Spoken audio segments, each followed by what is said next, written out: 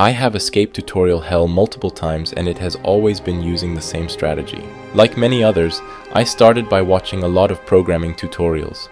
It was comforting and enjoyable to see experienced programmers excel at their craft. However, tutorials can be misleading because simply absorbing knowledge without hands-on practice does not work. One day, my escape from tutorial hell came unexpectedly.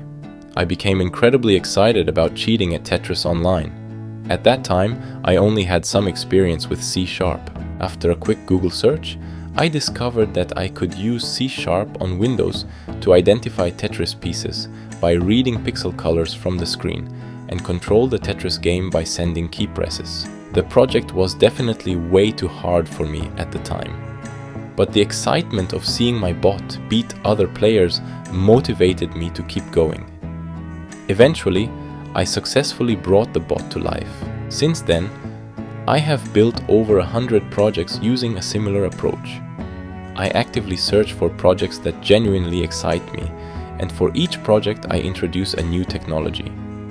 This strategy has allowed me to develop a broad and deep knowledge over time. In summary, my best tip for learning programming is to search for something that genuinely excites you and build it using the tools you already know, while also incorporating one new tool for each project.